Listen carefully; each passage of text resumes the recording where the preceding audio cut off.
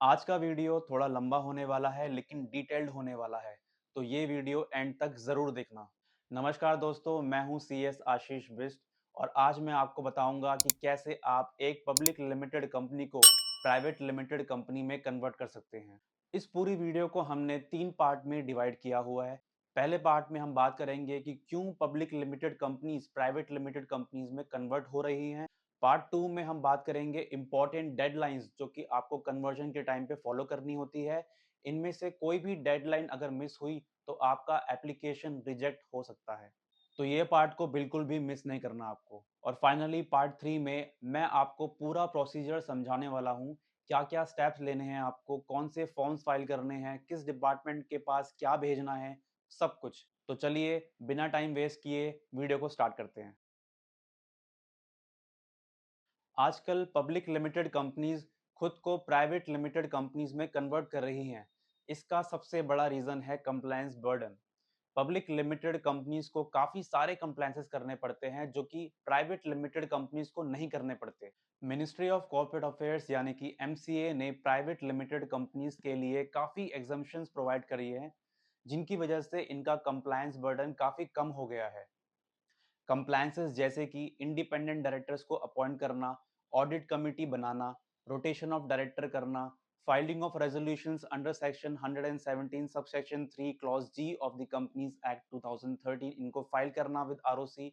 और भी काफी सारे कंप्लायंसेस हैं जिनको प्राइवेट लिमिटेड कंपनीज के लिए एग्जेम्प्ट कर दिया गया है बाय एमसीए। मैं इस वीडियो में वो सारे एग्जम्पशंस एक्सप्लेन तो नहीं कर पाऊंगा, क्योंकि अगर मैं ये करने लग गया तो ये वीडियो काफी लेंदी बन जाएगा।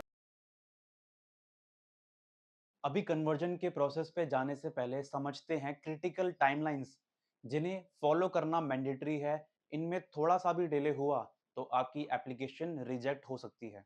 First point, special resolution pass होने के 60 दिन के अंदर आपको फॉर्म RD1 फाइल करना है रीजनल डायरेक्टर को। Second point, special resolution pass होने के 30 दिन के अंदर आपको फॉर्म MGT 14 फाइल करना है ROC को।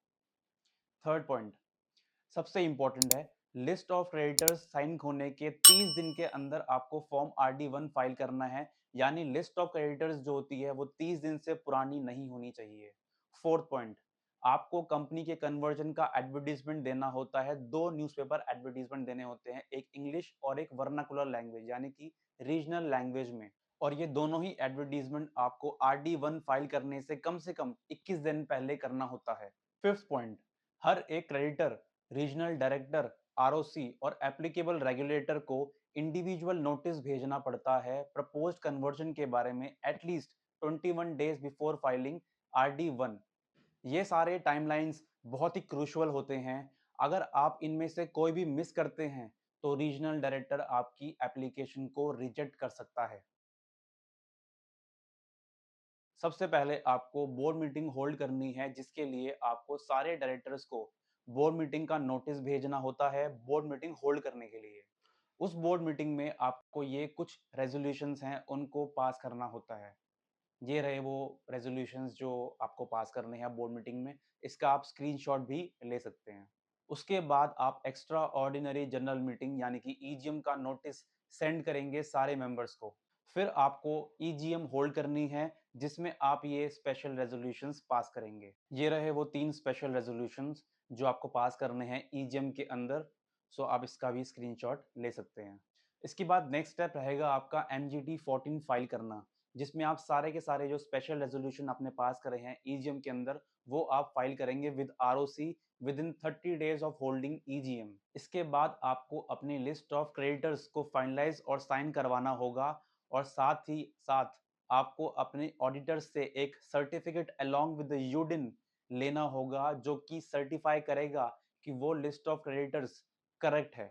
उसके बाद RD1 फाइल करने से एटलीस्ट 21 दिन पहले आपको हर क्रेडिटर, आरओसी, रीजनल डायरेक्टर और एप्लीकेबल रेगुलेटर को इंडिविजुअल नोटिस भेजना होगा, जिसमें आप बताएंगे कि आप कन्वर्जन करने वाले हैं। उसके बाद नेक्स्ट स्टेप आपका रहेगा कन्वर्जन का एडवर्टीजमेंट पब्लिश करना। जो मैंने आपको पहले बताया था कि आपको दो न्यूज़पेपर पे अपना एडवर्टीजमेंट देना होगा कन्वर्जन का, इंग्लिश एंड वर्नाकुलर लैंग्वेज में। वो भी आपको एटलीस्ट 21 डेज पहले करना होगा before filing RD1।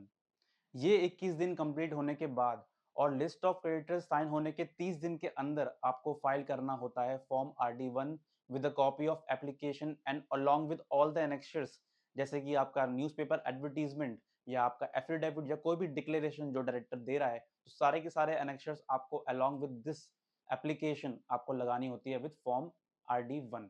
Form RD1 file करने के बाद सेम एप्लीकेशन की कॉपी फॉर्म GNL1 फॉर्म के थ्रू ROC को भी फाइल करनी होती है, तो आप इसको फाइल करना मत भूलना। ये दोनों फॉर्म फाइल करने के बाद एप्लीकेशन की hard copy along with complete annexures RD और ROC दोनों के ऑफिस में सबमिट करनी होती है।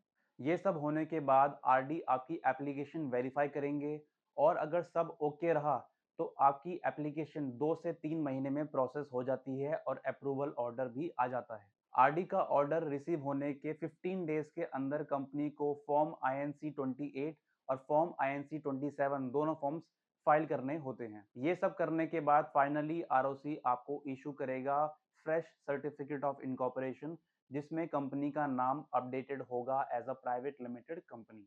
तो दोस्तों, ये था complete process of converting a public limited company to a private limited company.